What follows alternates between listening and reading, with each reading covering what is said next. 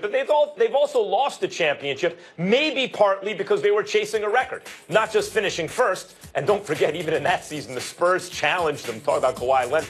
Late in that season, it's like the Warriors have the greatest record of all time. Oh, wait a minute. Are they going to have a better record than the Spurs? So it wasn't just finishing first, though. It was setting the all-time record, which they did. And you saw Steph Curry playing real minutes in kind of meaningless, otherwise meaningless games late in the season. And then he was physically compromised in the playoffs. I think the Warriors are chastened by that. They've learned their lesson. They want to keep their eyes on the prize. That's winning a championship. And I don't think the Rockets are there yet. I think every little goal still means a lot to the Rockets. They haven't experienced what the Warriors have experienced, and so they're going to be going harder. Also, the peak performance of any team so far in this regular season has been the Rockets. They're the ones who have gone on the longest winning streaks, have beaten the opponents by the widest margins, have kind of Harlem Globetrottered the league at times and looked the way the Warriors did when the Warriors were trouncing the league a couple years ago, even before they got KD, when it was like, wow, this, at least in the regular season, this ain't fair. And then finally, the Warriors bench has been scuffling this year compared to other years. You know, their starting five is fine,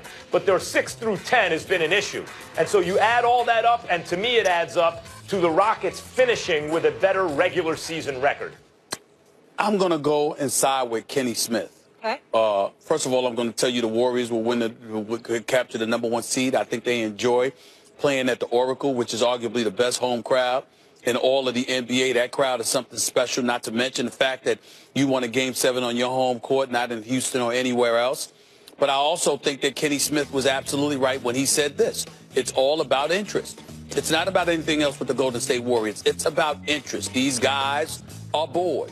It's not just the fact that you've been to 3 consecutive NBA Finals and won 2 of the last 3 titles. It's about the fact that from a skill perspective, you're so superior to most other teams in the league. You are looking for things that are interesting.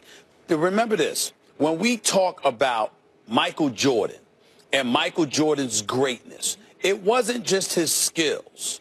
It was the fact that somehow, some way, he seemed to gumption up the nerve and fester that desire to really just annihilate all competition. I'm telling you, as somebody that knows Michael Jordan, he wasn't just about winning. He was about demoralizing and annihilating the competition. He wanted to strike such fear in your heart. He wanted to destroy your psyche so bad that you didn't even want to come back. You didn't look forward to playing him. He loved it in the same breath when you thought that you could mess with him because he would just take you out. He found a way to make things interesting. The Golden State Warriors are in a situation right now where they are so superior that, again, their level of interest in the month of January and February, I mean, it's hard for them to be that interested. That's why Steve Kerr came out and said, look, they're tired of hearing my voice. That's why I let them coach. You coming up with gimmicks and tricks just to keep them motivated and interesting.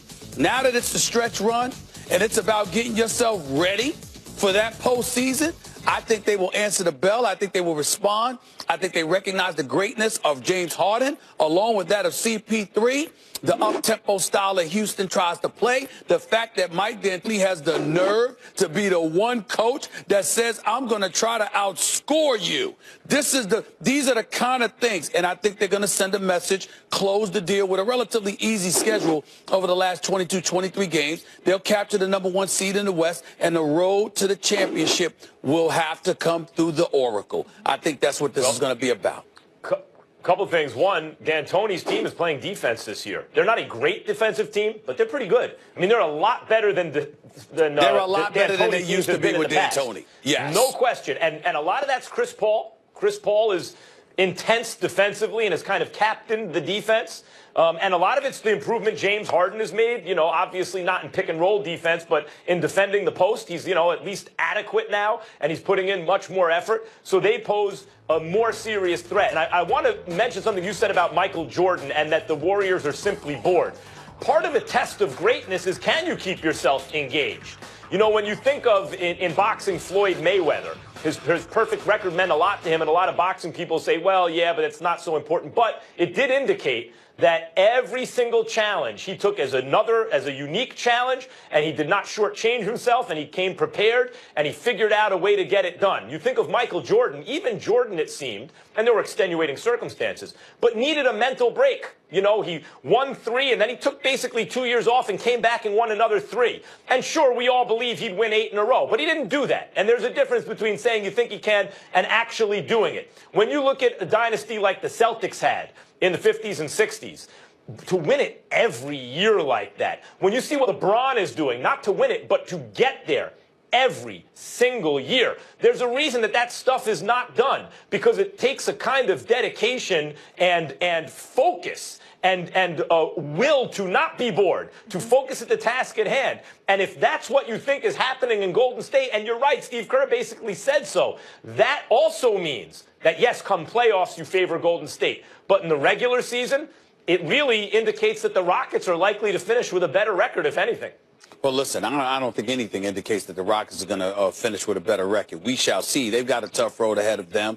You never know when they'll hit a wall. I don't anticipate that it'll be anything catastrophic. We're just talking about who's going to be a 1 and a 2 seed, because I definitely think it's going to come down to those two. San Antonio, for obvious reasons, are now on the outside looking in terms of those top 2 spots. OKC, same situation. And who else is there to look at in the Western Conference in terms of being a legitimate threat? So the Western Conference clearly is coming down to Houston and the Warriors, and the only way, as far as I'm concerned, that Houston gets that #1 seed is if they prioritize literally going all out to get the #1 seed and getting home court advantage. And in order to do that, you have to continue to play James Harden the way that you've been playing him, giving him the minutes that you've been giving him, along with that of Chris Paul. And I think that they've learned from last year when James Harden just ran out of gas, okay, and Chris Paul, who's had some injuries in his path, I think you want to get to a point where you don't want to jeopardize everything just because I'm trying to get the #1 seed in the West. I don't know that they have to. One of the advantages of having James Harden and Chris Paul is the minutes can overlap. You can always have a great, like an all-time great floor general on the floor 48 minutes of every game without really burning too many minutes for either guy. And I saw Second Spectrum, Stephen A., the analytics that I mentioned a couple days ago, how to defend the Rockets. How do you defend them? Nothing works. Really? There is no defense. The only thing I saw was you could blitz the ball handler, but it was a very small sample size. So some numbers crunches with these kind of glasses were sitting at their computer and telling you there's no way to defend the Rockets. Is that what you're telling me? Nope. I'm saying the experience, the games, the play action of this entire season demonstrates that. The people with the glasses sitting in front of their computers simply notice it. Demonstrated it last season. What happened? James Harden, I still have an investigation being conducted as to who the hell that was. That's something else. You're right. Playoffs is something else. That's right. So don't give me numbers. I don't want to hear about the numbers. We're talking about who's going to finish with the top seed. And if you haven't noticed, when CP3, James Harden, and Clint Capella all play, they virtually never lose. Yeah, I think they've lost twice. But all the great ones continue to motivate themselves. We see it with the Patriots.